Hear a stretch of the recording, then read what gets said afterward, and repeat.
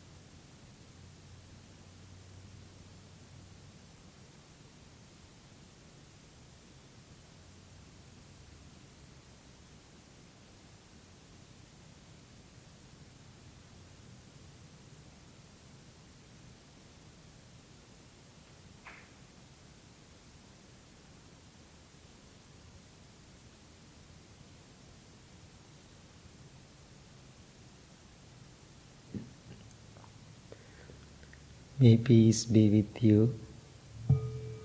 May you be well. May you be happy. May you be peaceful. Thank you very much.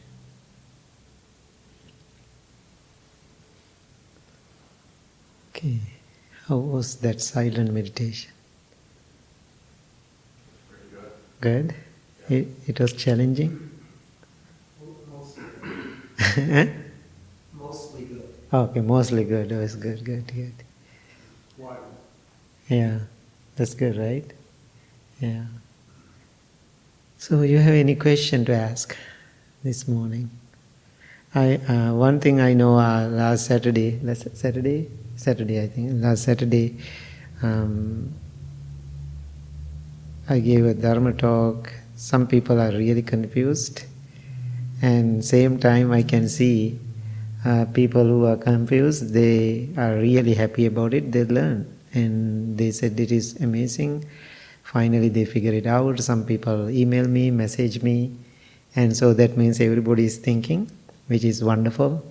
Even this morning Steve talked about it too. Finally he said, I got it. I'm very happy. So maybe you have some confusing questions, areas of your practice. Is there anything you want to ask? I just wanted to make a comment on it because you talked about Tuesday and then Saturday too about confusion.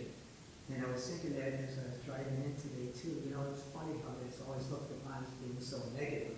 Mm-hmm. And you can actually see it in your practice as being such a positive thing.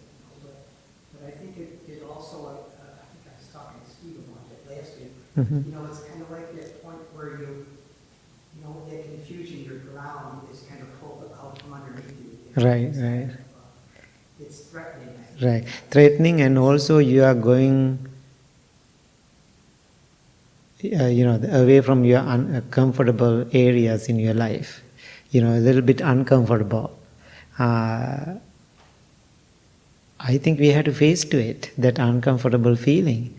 Otherwise, how we are going to learn, right? And now think about, the story, when Siddhartha, he left the palace. Now think about, do you think he has lots of fun after he leaves the palace? No, now think of being in the palace, having that luxurious royal life. After we go back, real world, he didn't have fun. Everything was emotionally, physically, everything was challenging.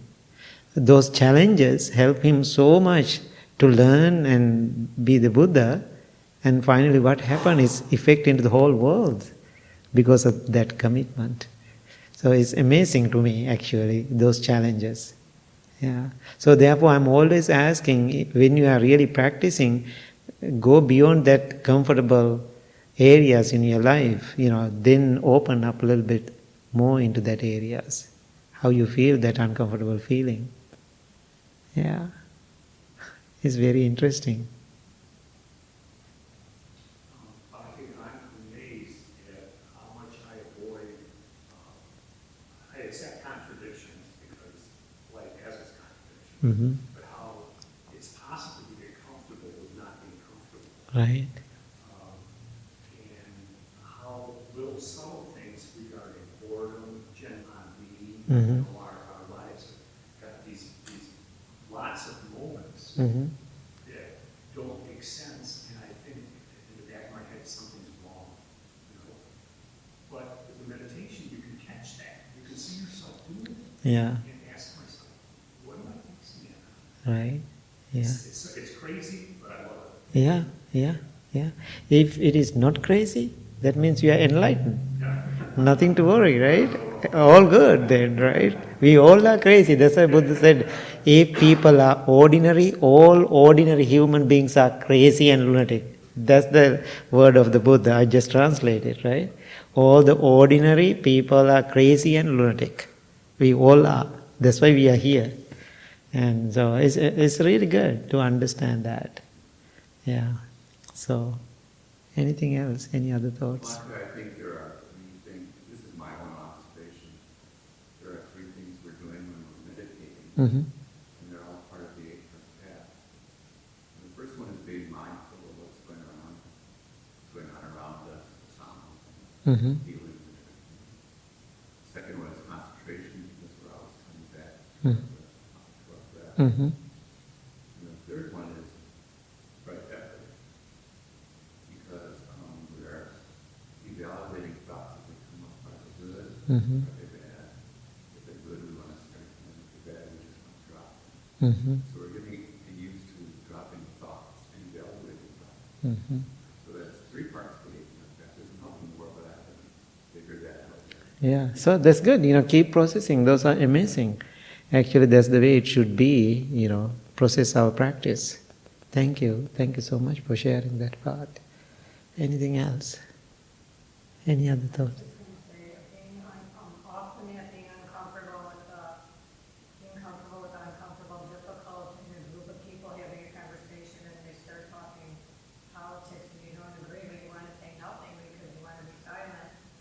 You don't want them to think you agree with that, and you don't want to get in an argument. It's very uncomfortable, and then you walk away, they're just trying to breathe and not get involved, and then they think you agree because you're not saying nothing. Mm-hmm. That's a problem right now. Yeah. So other day, some people start to talk about the politics. I was there too, because different people have different political opinions and ideas and belief system. Then they don't know what I am thinking about that too. So they really want to put me into the situation too. So then, where you talk about it, I was always kind of listening, not putting my ideas into that. And then people always asking, what do you think about it? I said, I'm still processing. That's the only way I can escape. Yeah, that's how I answer. Still I'm thinking and processing. So I don't want to, because I know if I give yes or no, whatever answer, they don't like it. I know that. One group of people like it, one group of people don't like it. So therefore the best answer I can be in the middle. I have my own idea about it, but I can say, still I'm processing. I still am thinking. So that way, I don't get upset. They don't get upset. I maintain the peace. Then one person, oh my God, you are very smart. I know what you are doing. I said, if you know what I am doing, that's great. So I don't want to be the part of one side, person. So I want to be in the middle part. My personal view about it, is a different story. It's my personal life. So that's why I deal with those difficult situations. Yes, Steve. I was just thinking that being uncomfortable is really being alive. Yeah. In situations like that, political situations, how you deal with it, you're in control of how you react. Mm-hmm. Either feed into it Right. or not say anything, Mm-hmm. walk away, Mm-hmm. then you're right, Mm-hmm. deal with it. But you're always going to be facing uncomfortable situations. Mm-hmm. And you just have to learn to think, how are you going to react? Are you going to stand up for your values? Mm-hmm. If that's important. Mm-hmm. Are you going to view it, no matter what I say, I'm not going to convince them, Mm-hmm. so it's a waste of my energy, Yeah. just increase my suffering. Right, exactly. I think there is no any harmful things happening in that discussion to you or somebody else or life-threatening. Better to just listen and being in that moment of uncomfortable moment, and you can see how you feel about it, how you are going to process about it. You can learn about yourself in that moment. You put into that situation while people are talking about those kind of things. How I am going to feel myself right now. So then you can see your weaknesses, how you are reacting to the situation, even you are not using the words. And so sometimes that uncomfortable feeling is so wonderful, actually, giving you more strength and awareness for you to understand about your own feeling. So I think, no need to, if it is very unhealthy or life-threatening, of course we have to run away from the situation. If not, better to be there with that uncomfortable pain instead of getting up and walking away. I don't suggest that. That means you are not really facing to the problem, you are escaping it. So that's not the better way to do that. Just be there. Then at the same time, we can see, sometimes I'm thinking, I know, people are just talking. What are the difference they are going to make after this discussion? Nothing. So then I can see it's their own ignorance. They get mad about each other and talk and lose the friendship or whatever it is, then they go home. Then after they go home, they cannot sleep. They keep thinking. They are so upset with the friends. And so I don't want to be the part of those things. It's very, very interesting to see that. So every situation I see my practice, those kind of situation. Instead of looking at they are wrong, what the heck they are doing, they are crazy. Instead of thinking like that, thinking about is helping for me to learn about myself. How beautiful that. And the fact is, I'm not absolutely sure about my own opinions. Right, exactly. So to say, I'm still processing is actually a statement of truth. Right, exactly. Because I might change my mind in 5 minutes. Exactly. Everyday things are changing anyway. Right? Nietzsche once had a really good definition of truth. Normally we think of truth as a property of the state. Right. The sun is up, or it's daytime now. Right, right. He says that truth is more of a virtue of how I treat my own convictions about things. So he said truth is the ability to launch an attack Right. on your most deeply held convictions. Right. To realize that those are all tenuous. Yeah. That's wonderful. That's great. So anything else? Any other thoughts? I was just wondering also, when you're in the process and the practice, how do you deal with extra frustration with yourself, and how do you be more kind to yourself in the process? Because sometimes I'll find myself in meditation or just in daily life, and even though I'm more mindful and aware and feel like I'm getting there, some of the same thought patterns just keep coming back, or some of the same fears or attachments, and then I find myself getting a little frustrated. Yes, most of those things are the conditioned mind. Mainly we are so conditioned to think like that. So therefore it's a kind of habitual patterns. Always keep coming. So my suggestion for you, so when you see that experience, that habitual patterns keep coming, be aware about it. All the time recognize it. I can see it is keep coming. So when you are more aware about that pattern, then you can break that habit. Otherwise, when you are reacting to that patterns, then you are building up again and again more and more.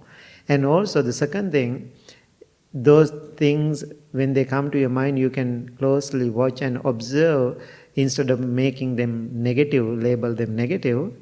Oh, this experience may be giving me some wisdom if I'm aware about it. If you are not open to it, you don't get it. So if you just label, oh, it's negative, this is crazy, I don't want to think about that, don't think like that. No. Why it is coming to my mind, maybe I can learn something from it. Use it. So I always use the word garbage. So people don't like garbage. But hating the garbage doesn't make any sense. So we have to change our perspective. This garbage turned into compost one day. So then I can use it again. So therefore that, all the garbage, whatever come to your mind, change your perspective, don't hate it, I'm going to use it, this garbage turned into something good. So, that's the analogy I always using. So otherwise those negativities always coming. That's a part of our existence anyway.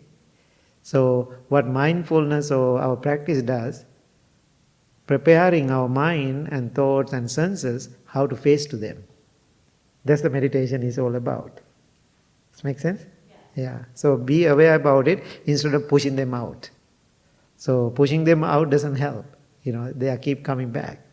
And also what I do, everything, something negative keep coming to my mind, I'm just looking at them, then I'm kind of friendly with them. Usually we don't like it.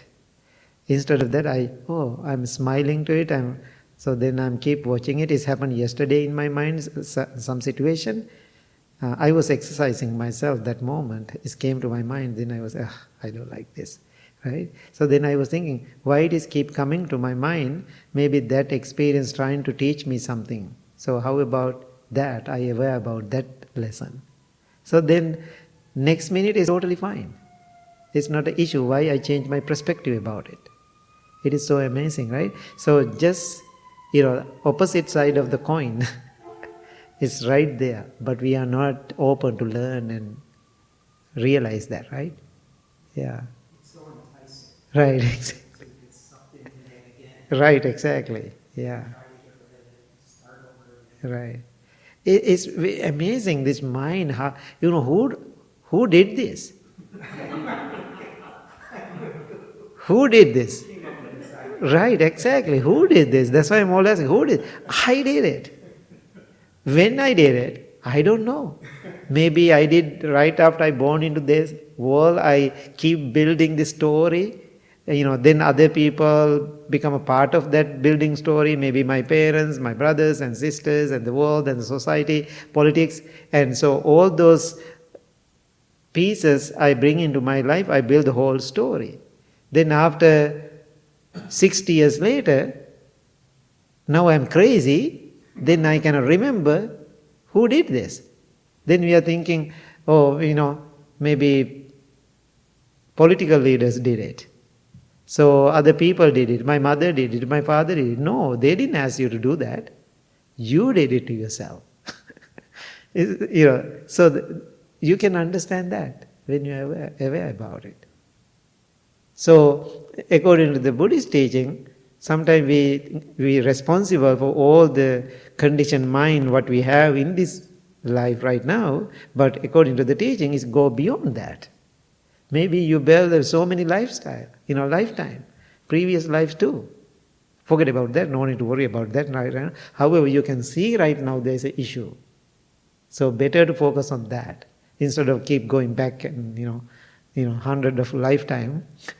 So this lifetime you can figure it out.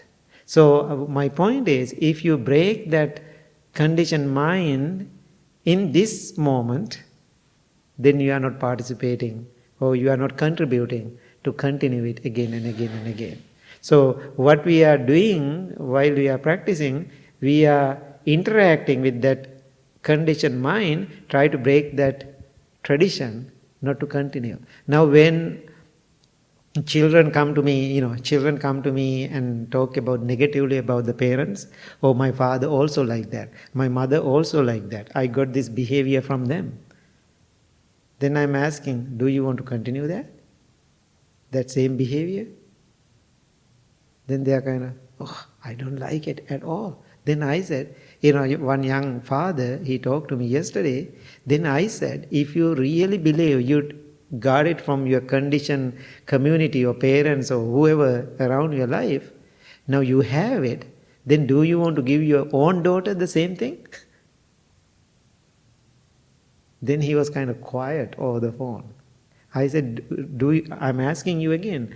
Now you feel it, you feel the frustration, you feel the difficulty, you feel the pain and everything. Do you really like to give it to your daughter? Then he said, no, I don't want to. I said, that's your responsibility. Break that thread then. If you can break it now, then your daughter is not carrying it. Otherwise, whatever you experience, the same negative mind you are creating in your household with your wife and your children, then you are supporting to continue it to the next generation. So when you are practicing meditation, what exactly happening? It is so amazing to me. We are not contributing, this continuation to the next. How wonderful that. That means you are reducing the negative energy impact in this world. It is so powerful to me. Now when I'm thinking about my father, he is a tough person. The way his upbringing and all those things, not really bad thing, but his character, way he is thinking is, I know I have it too. Not in the same level, but same genetic, I know. The good thing about it, I recognize it. Then I always think, even I talked to my sister this morning, I said, I don't want to continue that. So I recognize it. Because I'm so grateful I became a monk. I took the different journey. So therefore I'm not a part of it anymore. So then I asked, do you want to continue the same thing? Then she said, no. Then I said, just surrender then. It's hard. It's hard. She said, she doesn't want to, right? But I said, there's no choices, no options. Then I said, behave, finally I said, behave. You have a monk in the family. So that means you have to have a little bit more benefit you can receive. You have opportunity to think like that. Then she said, yes, now I cannot go that direction because you are there, right? I said, even I am here, I am trying so hard to continue my practice. If you cannot get it from me, it is so unfortunate. You have that opportunity right there in the family, but you don't get it. How sad it is. Then she said, it makes sense. Even it is hard. She get it. So that's what I'm asking. Don't continue it. You just break the tradition, that negative tradition. Yeah. Okay. Thank you so much, everybody, and appreciate it. Anybody new today? No, right? New board? Okay. Thank you. Please stand up.